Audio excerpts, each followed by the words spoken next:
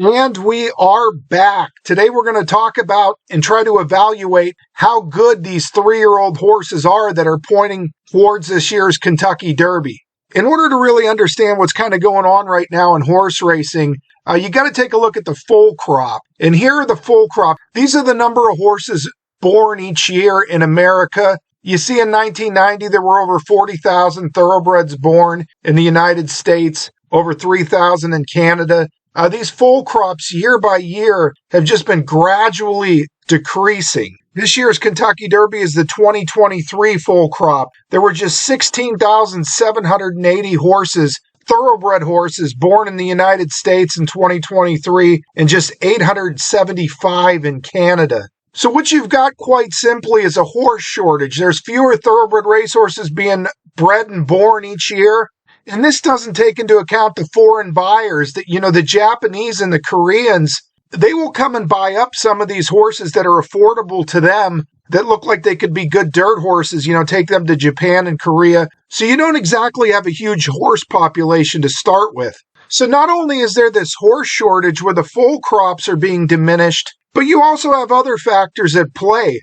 Modern thoroughbred racehorses are more lightly raced and carefully managed than they ever were before. The trainers are giving these horses more time in between starts. They're not entering them as ambitiously as before. And what you're seeing as a result of this are, prep races with shorter fields, less competitive races. The Breeders' Cup Juvenile only had 6 horses in it last year. That's a race that decides 2-year-old championship honors virtually every year. Only 6-horse field in the Breeders' Cup Juvenile. A lot of these Derby prep races, not full fields and not very competitive races. I would say without a doubt that the prep race that had the most quality this year was the Florida Derby. There were 4 high-quality horses in that race, but the Florida Derby only had a 6-horse field this year. If you go back like 20 years, Lawyer Ron was making his 15th career start in the Kentucky Derby. He won the Arkansas Derby in career start number 14, and the Kentucky Derby was his 15th lifetime start. But that was 20 years ago. Let's go back 10 years. The Kentucky Derby 10 years ago was in 2016, and it was won by Nyquist. You see the past performances for Nyquist here, and he really was not that much more talented, if more talented at all, than several of the runners in this year's Kentucky Derby. And Nyquist had a real early development, precocious pedigree. He was sired by 2-year-old champion Uncle Mo. Uncle Mo was a phenomenal 2-year-old. When he won the Breeders' Cup Juvenile, he got a figure on the sheets almost as fast as the horses that run in the Breeders' Cup Classic that year. Nyquist was out of a forestry mare. A lot of the forestries are quick, early developing horses. There was a horse named the Green Monkey that sold for $16 million after a very fast 2-year-old in training sale work. The Green Monkey was sired by forestry. So you got a pedigree, Uncle Mo to forestry. That's early development. A horse with that pedigree is usually not going to take a long time to develop. They're more likely to peak early. Nyquist made his debut on June 5th at Santa Anita going 5 furlongs and won the race on the lead, battled the whole way, got a nice number. But what Nyquist has on his form is something you're not going to really see in the forms of any of the Derby horses this year. He was in big fields, 10-horse field in his debut, a 14-horse field in the Breeders' Cup Juvenile, 10-horse field in the Florida Derby. Nyquist was very well seasoned. He could go to the lead, won the Florida Derby, and taking pressure, they went 47 flat for the half. You see the C in the form. That means the DRF thought the race favored closers is what that C means there. But 47 for a half, pressured and drew off to win by over 3 lengths. Now, Nyquist didn't need to be on the lead either. You see in the Breeders' Cup Juvenile, bumped hard at the start. He was in 7th at the first call, positioned 8th at the second call, and still rallied nicely to get up and win the Breeders' Cup Juvenile by a half length. So Nyquist was no world beater, but he was a rock-solid horse. He could win on the front. He could win from off the pace. He had no problem getting the mile at an eighth after taking pressure through quick fractions early. He raced in big fields with big crowds and got the job done. The chief rival for Nyquist that year was a horse named Exaggerator. And coincidentally, both of these horses made their debut in the same June 5th race at Santa Anita. You see Nyquist won here. Exaggerator closed from last to finish 5th that day. And Exaggerator was even more seasoned and more experienced than Nyquist was. You see 9 starts versus 7 going into the Kentucky Derby, made 7 straight starts in graded stakes races, made 4 of his starts in races with double-digit field sizes. These were simply 2 horses who developed early, were well-seasoned, and going into their Derby had the best forms of any horse in the race. Nyquist ended off going off as your 2-1 favorite and won that year's Kentucky Derby. Exaggerator was your 5-1 second choice in the betting. He finished second. Every other horse in the race was 10-1 odds or more. Exaggerator, in fact, came back in the Preakness, turned the tables on Nyquist. Exaggerator winning the Preakness, Nyquist tasted defeat for the first time. But guess what? Nyquist and Exaggerator were clearly not the best horses of their crop. Horses don't generally peak until their 4-year-old season, and in this particular crop, a horse of Bob Baffert named Arrogate got real good in the summer of his 3-year-old season, won the Travers by 15 lengths. Another horse from this crop, Gunrunner, started to peak around the time of the Clark Handicap of his 3-year-old season, was a great 4-year-old, won the Breeders' Cup Classic at age 4. This year's Kentucky Derby field obviously doesn't have a horse as well-seasoned as Nyquist or Exaggerator. And Exaggerator was sired by Curlin, but he was out of a Vindication mare. Vindication was a 2-year-old champion for Satish Senan's Padua stables. He was a very good 2-year-old, very precocious, early developing. And coincidentally, what is a bit interesting about Exaggerator and Nyquist, Curlin was the sire of Exaggerator. Uncle Mo was the sire of Nyquist. So you got Curlin and Uncle Mo there. On that pedigree note there, it kind of leads us right into last year's Kentucky Derby favorite, Journalism, who was sired by Curlin out of an Uncle Mo mare. Now, the central question we're asking in this video is, how good are these horses? How good is this crop? I don't really think there's a horse in this race quite as good as Journalism was coming into last year's Kentucky Derby. Journalism's San Felipe Stakes was a tremendous race. I liked the Santa Anita Derby. The way I would evaluate this year's Kentucky Derby, I believe that Further Ado is the horse who has the best race of any runner in the field. His best race might be better than the rest of them's best race. But there's certainly a question of whether or not he can repeat that race, run back to that level. I believe that Commandment is the horse who has the best credentials of any horse in this year's Kentucky Derby. Commandment is the horse that, like, if someone put a gun to my head and said that the only way I wouldn't get shot was if I picked a horse that finished on the board in this year's Kentucky Derby. It'd take me 2 seconds to say Commandment. My life's on the line. I got to pick a horse that's going to be top 3 in this year's Derby. Give me Commandment. I mean, he beat the highest quality field in any prep. The Florida Derby had 4 real nice horses. He's shown an ability to handle traffic. I think he's a horse that is seasoned enough and still might have some upside to him. I would have felt a little bit more at peace, with like Flavian Pratt on him instead of Louis Saez. They're both great riders, 2 different styles. Pratt, more of a tactician, get a trip type rider. Where with Louis Saez, I believe he is the strongest and best speed rider there is out there. And he may actually be able to get more run out of Commandment than Pratt or Rod Ortiz, because I do believe he is stronger. It's just not always the greatest tactician. And if I do have a gun to my head and I just need him to finish third, I would probably prefer Pratt in that situation. But that's what we have this year. We've got Further Ado, who has the best race. Commandment has maybe the most seasoning, has won the toughest prep race, and still has room for improvement. And then we've got like this whole army of horses.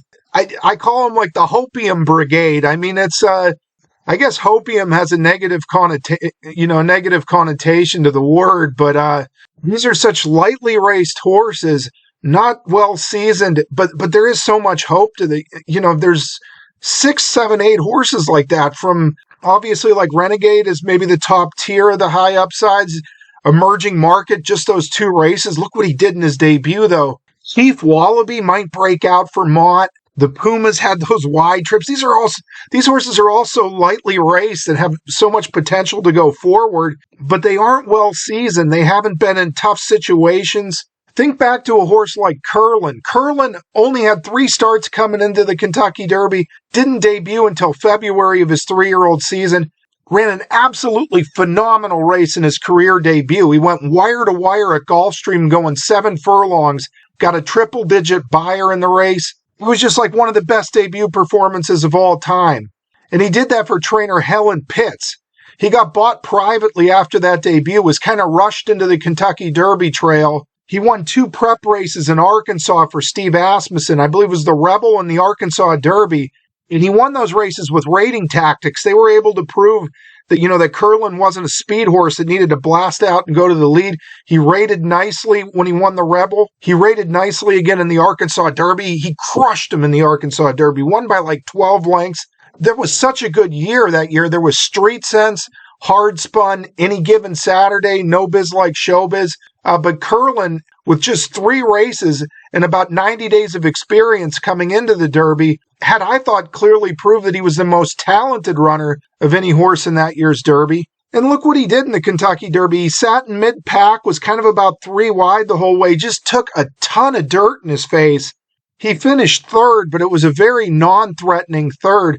But I really felt like that race didn't expose Curlin. I felt like he needed a race like that. He did show he was able to rate in those Oaklawn races, and he completely dominated and ran great performances against the clock. But those were soft horses behind him in those Oaklawn races. Curlin wasn't exposed in the Kentucky Derby. He got his education in the Kentucky Derby. And 2 weeks later, he stepped forward and won the Preakness, ended up winning the Breeders' Cup Classic later that year. There's like this absolute brigade of talented, lightly raced horses in this field, but none of them, I would say, had quite the talent of a Curlin. Here's how I would say that this year's Kentucky Derby group is much different than last year's. If you remember last year, I did a video 6 days before the Kentucky Derby, handicapping the Kentucky Derby, and I basically said it was a 2-horse race. It was journalism and sovereignty. Journalism and sovereignty till the cows come home. I picked sovereignty to win the race, had journalism second. But I really felt like it had to be one of them 2 horses. Journalism was this solid favorite.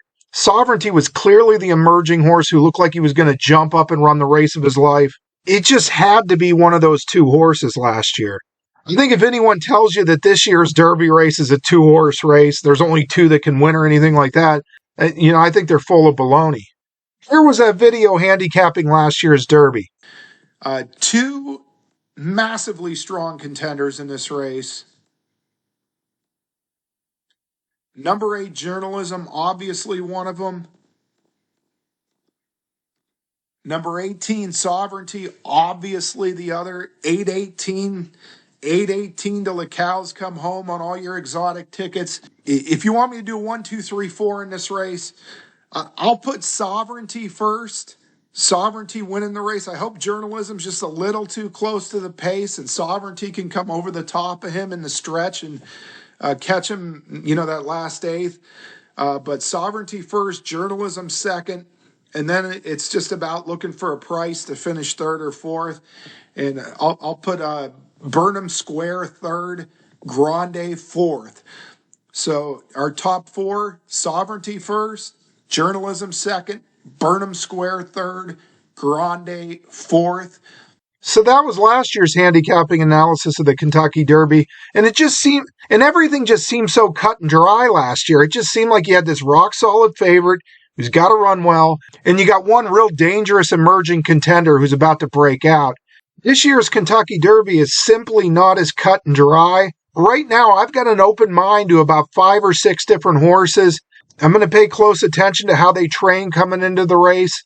And this may certainly be a year where it's post-time odds that determine who I bet. Now, I think we have a pretty good idea of what we think the odds might be, but you never really do know for sure how the people are going to bet the race. They'll do some surprising things sometimes. Certain horses might get a lot of surprising buzz late in the last week and, what they call the wise guy type horses. But this year's group is like the lightly raced group of hope. There's like 9, 10, 11 horses with very lightly raced forms that really have some credentials to develop into real nice horses. When's the breakout race coming? Will they get to the breakout race? It's going to be a fun year, that's for sure. So that's the handicapping outlook. Now in terms of like the historical outlook of how good this crop is. People will say, oh, mate, this might be a bad crop. Ted Noffey, the 2-year-old champion, dropped out. Paladin was a favorite in the Kentucky Derby future wagers, got injured, dropped out. You lost 2 of the early favorites. That Breeders' Cup Juvenile horse, it only had 6 horses in the field last year. None of them advanced. Bob Baffert usually comes up with a gorilla or two. He hasn't struck out yet. Baffert has not struck out yet, but he's like a hitter that's on an 0-2 count. He's down to Patente, and Patente does have a big pedigree, $2.4 million yearling, and does have some raw talent. But Baffert's going to have to choke up on the bat and try to hit an 0-2 home run with that one. But I would not downplay this crop. There is some real reason for optimism. There's some real hope with some of these horses. There's just so much talent that some of these horses have to hit, have to develop, and some of them have the potential to be very, very good horses. It's just, will they be able to make that step forward? When I think of a Derby year that was absolutely terrible, the year that comes to mind is 2009. This is not 2000. This is absolutely not 2009, in my opinion. Some of these horses are going to hit and be nice horses. The 2009 group was just brutal. You were waiting and waiting for some colt to step up and show something. And Quality Road, a horse that was trained by Jimmy Jerkins at the time and had this kind of sprinter pedigree, finally jumps up and runs this real good Florida Derby. Next thing you know, Quality Road hurt off the Kentucky Derby trail. A horse named I Want Revenge did step up and run some really nice prep races. He was the favorite for the Kentucky Derby. So this horse has got to win. Like this horse is like the only horse in the race that's run. He's like the only horse in the race that's run really solid races. And he was actually scratched the morning of the Kentucky Derby with an ankle injury. I said, who's left in this race? 2009, that 2009 group looked so bad on paper, and it ended up being Mind That Bird with like a complete change of tactics. Mind That Bird was like pressing the pace in the Sunland Derby. Calvin Burrell took him back so far he was off the screen. He makes this crazy move up the rail, wins by 6 lengths. Just an absolutely shocking result. And that was, of course, the year of the great filly Rachel Alexandra, where she had this unbelievable 3-year-old season. She was trained by Hal Wiggins, who is like kind of like a poor man's Bill Mott, a very conservative trainer, takes his time with horses. And he had some like incredibly poor statistics with layoff horses, did Hal Wiggins. Like his layoff horses always came back short. And I remember Rachel Alexandra's first start at age 3. She won the Martha Washington Stakes. Just a $50,000 stake for fillies at Oaklawn. And I was like, my God, like this horse is better than all these males. Like this is, Rachel Alexandra looks like a Kentucky Derby winner. These males suck. She looks phenomenal. But that was a crazy year. Here is Rachel Alexandra's form right here. And the Goldenrod, believe it or not, this Goldenrod was the best performance of any 2-year-old that year. It was one of those races that to me just come from out of nowhere. And I couldn't believe how good a performance it was.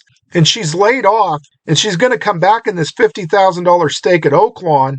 You're thinking, no way is she going to run anywhere near the Goldenrod in that race. She ran better than the Goldenrod. It was like unbelievable. In fact, 2009 was like right before I became a jockey agent. And I was doing the Steve Bick radio show once a week, and I came on right after the Martha Washington Stakes. Now, this is a filly that just won a $50,000 stake race for fillies, hadn't yet won a Grade 1. I wasn't even pronouncing her name correctly. I was calling her Rachel Alexander, and I was like just about ready to anoint her the Kentucky Derby winner that year based on a win in a $50,000 stake race against fillies. Like, that's how I remember it. In fact, I was just able to find the radio interview with Steve Bick. You can hear it now. Speaking of, Oaklawn, they ran the Martha Washington stake on, I believe it was Sunday, and that, to me, was the best performance by a 3-year-old in a route race so far, and it was by Rachel Alexander. And the buyer figure hasn't come back for the race, but she's going to get a faster buyer than the 96 at 8 bells, or the 96 at 8 bells got when she won the Martha Washington big last year. I'm thinking Rachel Alexander's probably going to get a 101 or 102. I mean, she just decimated the field, and I mean, she's a horse that I think you have to talk about, Steve, as a Kentucky Derby prospect, even if they want to go to the Oaks and win that race with her. Because, I mean, you look at the Goldenrod Stakes on November 29th, which is what she won in her prior start.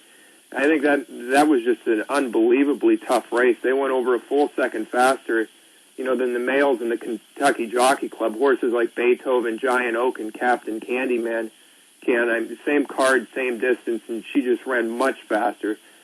Sarah Louise was, second by 5 lengths in that goldenrod, and she won the Pocahontas going 3/5 faster than Candyman Can did in the Iroquois in the prior start. War Echo was third, beating 12 lengths in the goldenrod.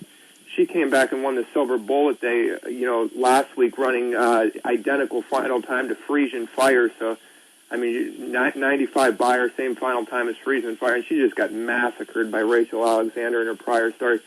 Dream Empress was fourth, beating 14.5 lengths in that race. She was, in her prior start, she was second, beating just a length to Stardom Bound in the Breeders' Cup. How's Stardom Bound gonna touch a horse like Rachel Alexandra? And then you had, I think Super Pony was fifth in that race and got beat 20 lengths, and she came back and won by 7 3/4 lengths in her next start at 7-1. So I think the Goldenrod's probably, that looks like just a major monster key race, and Rachel Alexander is certainly very impressive return race. She looks more than 8 Bells was at this time last year, and 8 Bells was pretty good, winning that Martha Washington by like 13 lengths. So I think that's a horse that has to be talked about in the Kentucky Derby picture, even if they're not talking about going there, because these males do not look very good up to this point. So that was 2009 on the radio there with Steve. What was absolutely crazy, that they had Kentucky Oaks future wagers that year, and Hal Wiggins was this very conservative trainer, was never going to run Rachel Alexandra in the Derby. That was never even a thought, and that was well known. But Rachel Alexandra was not even the favorite in the Kentucky Oaks futures. There was a filly that was owned by West Point Stables. West Point is syndicate ownership, and I have no idea who was betting her, but they bet the West Point filly. They bet the West Point filly to favoritism in the Kentucky Oaks futures over Rachel Alexandra. It wasn't until, she went to Fairgrounds and really impressed in the Fairgrounds Oaks and won the Fantasy that she became the Oaks favorite in the future wagers. But man, the Colts that year stunk. I Want Revenge did have a good race. Quality Road did have a good race, although Quality Road had a sprint pedigree. Both of those horses defected. And that year's Derby was just, oh my God, it was after I Want Revenge scratch, it was like someone had to win, and that someone was Mind That Bird by like 6 lengths. But anyway, in like a historical context, I would say that 2026 Derby horses, this is like the year of the lightly raced horse with hope. There's so many of them. Even the Japanese, there's an undefeated Japanese horse, 3 starts, 3 impressive wins. Who really knows how good that horse even is? I got to believe that there's way more depth to this year's group than last year's group. I think that will play out. I think you'll see that play out. But from a betting standpoint, as far as who I'm going to bet in this year's Kentucky Derby, still to be determined. A lot of important workouts coming. I'll be covering those workouts. I appreciate you for listening. Thank you for being here, and thank you for watching.